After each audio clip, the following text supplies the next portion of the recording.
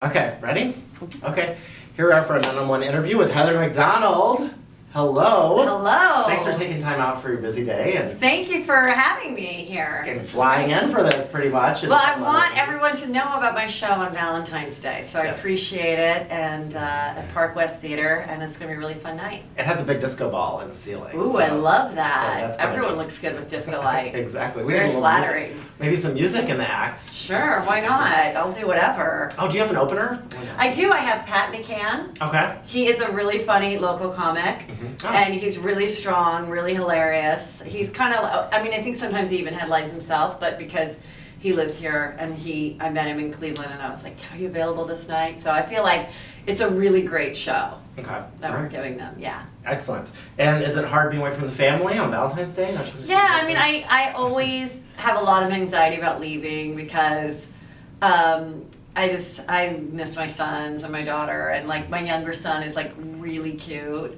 So he's really good looking. And he's still little enough to like let me kiss him. The other one's kind of like, Mom. So but then once I get here, I love doing stand-up so much that once everything's packed and you're there, it's like it's a great time. It's just like the anxiety of leaving before. But so I won't be spending Valentine's Day with my husband, but I have shows next weekend in Aspen and Vale, and he's coming there. And he gave me a Valentine's card. He said, "Do not open until Valentine's Day." Oh, I wonder what's in that. I opened it on the way. Oh wait, no, you're not supposed to do that. And it was very nice. It was a very nice card. So that, and even at the end he goes, "Don't cry," because I do. I cry all the time. Oh, you're a crier. Oh my God, and my sons are obsessed with it. So if we're ever like watching any kind of TV show or movie, or there's a gum commercial right now about a couple that writes poems on the gum, and my son will I didn't even realize I'm watching crying, and my son has his iPhone to my face, getting me crying. Oh. I cry at everything now. Oh no. But it's nice. Do you talk about the family and the actors? Yes. Oh, okay. I talk about my husband, I talk about marriage, I talk about divorce, relationships, dating, my friends who are dating, just everything, the kids. But, it's a little bit of everything. Like, I'll talk about what's going on in the, so it's always new, because I love talking about what's happening right now in pop culture and whatnot. So, it'll be a fun show. You'll be happy. I'm excited about the Housewives. You're talking about the Housewives. Right? Oh, well, of course I watch the Housewives. And now, I don't watch the new one, the Pacoima or Pocomic, whatever that is. I'm like, okay. Now some of the new ones almost seem like a parody of themselves, like the Australian or the Cheshire. Like, I can't get into that. But, of course, Beverly Hills I love. Right. And I love, sirens. And I love that Bethany is just getting snarkier and bitchier to everybody. She is. And she was not nice to Erica Jane. I know. And I love Erica Jane, because Erica Jane's like, well, I'm not telling her how to sell her skinny girl shit.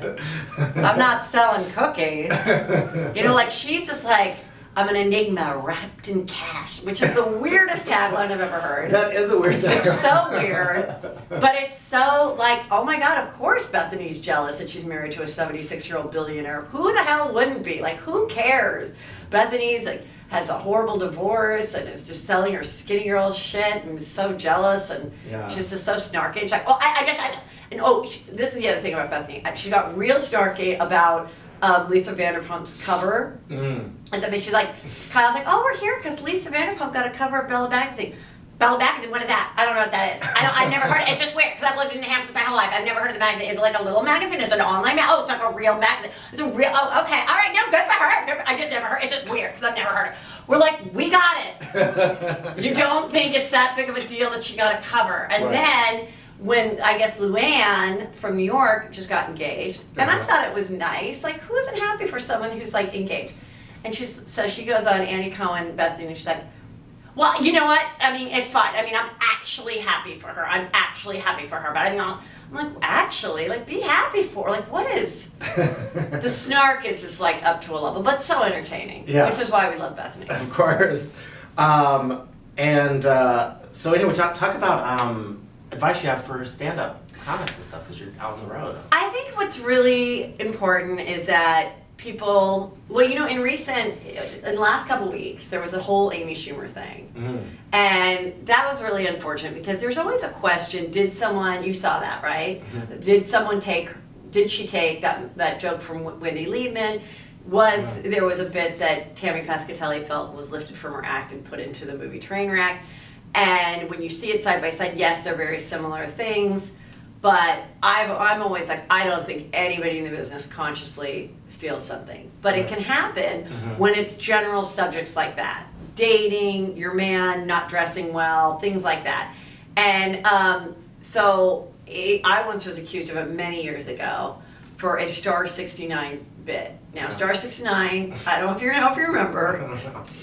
So if someone on an old phone, like before, this is how long ago it was, if someone called and hung up, you could press star 69 and get them right back. Yeah. And in dating, you're always calling and hanging up on people and stuff. So it was the whole dating thing, and then star 69 is not coincidental. I don't know, it wasn't great.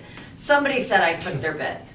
But I was so devastated by that after that, I really just focused on really writing things about my life that I could never be accused of stealing, and that someone really couldn't steal from me. Well, maybe they could, but I mean, something that really happens in your personal life, or it's really true and genuine to yourself. So I think that's the strongest stuff you can do. I mean, sometimes the Tinder or the Grindr joke will get the biggest laugh, and because it's the most relatable, but anyone can take that joke. Yeah. So True. it's like that's the thing. But you can have some of those in your act, but the best stuff will be like a really great story about something with your parents or your home, or something that was really happened to you. Right. Relatable and unique to you. Yeah, just keeping it authentic. That is good advice. Okay. So do you feel like people have to be so politically correct these days? Like, is it really? I feel like it got really bad last year, and it was ridiculous. Between Giuliana Rancic and her written joke for her about, what was her name? Zelda? Yeah. With the braids. I know what you're talking about, yeah. And when I first saw that or heard that, I thought, oh, maybe this girl is upset that she made the dreadlight comment because she's only 18 and she doesn't smoke weed, or maybe she's a big, anti-drug person. It never occurred to me that it was a negative thing about African American hair, And that got so out of control. Yeah. And then, and then it was kind of karma, because then Kelly Osbourne said a derogatory thing where she thought she was being supportive of Mexicans, but she wasn't. Talking about Mexicans cleaning, who's going to clean your toilets if we get rid of all the Mexicans? And then she's like, I clean my own toilets always. I'm like, no, you didn't.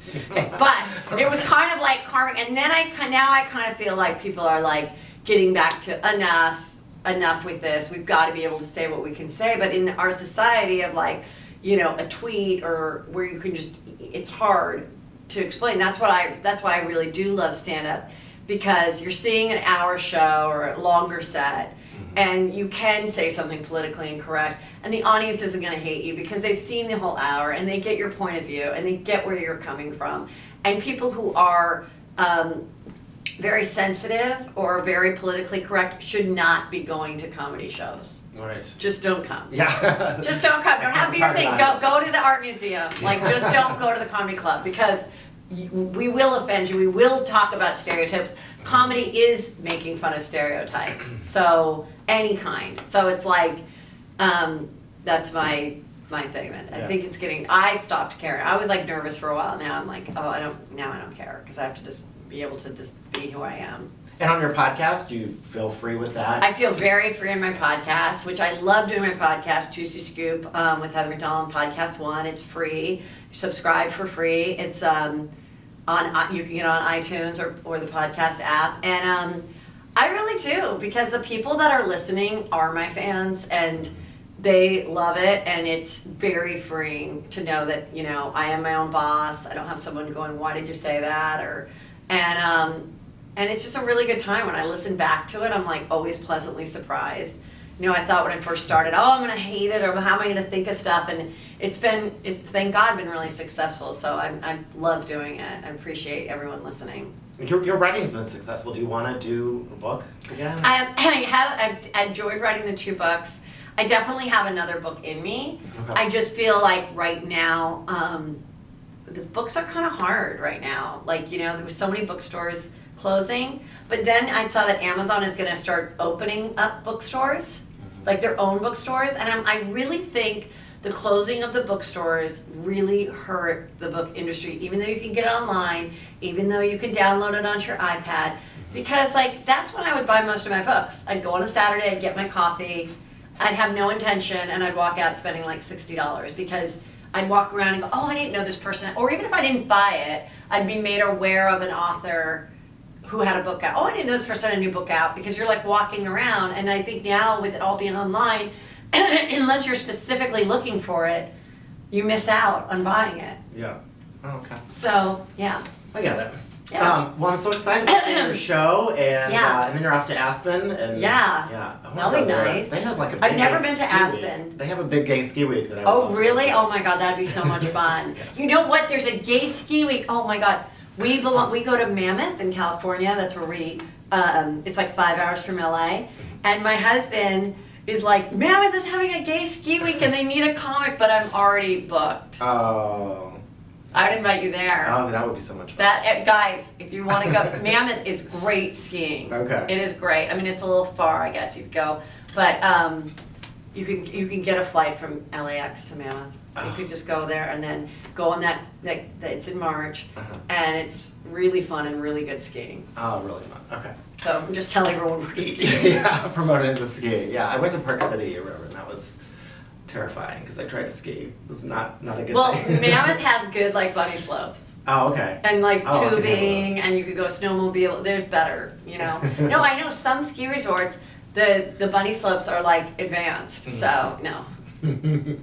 So, all right. Well, so where can people get tickets and everything? Just So West?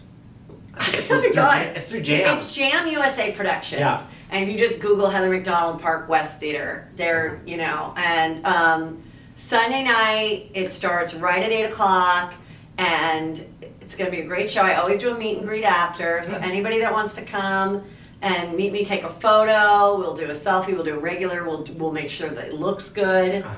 I'm very vain, and it's going to be really fun, and I really am excited to be doing this theater, so I hope people come. And single people and as well as Oh my God, couples. yes, single people, it is not, I mean, I think Valentine's Day is important, and I don't think that you should just, because you're not in a relationship, stay on this, the perfect show to bring with your friends, with your girlfriends, with your mom, with whoever. Yeah. Because there's plenty to laugh at, so. Okay. Right. Well, thanks so much Thank for today. you, appreciate and it. I look forward to seeing you on Valentine's Thank Day. you, thanks. You made my Valentine. Yes, absolutely.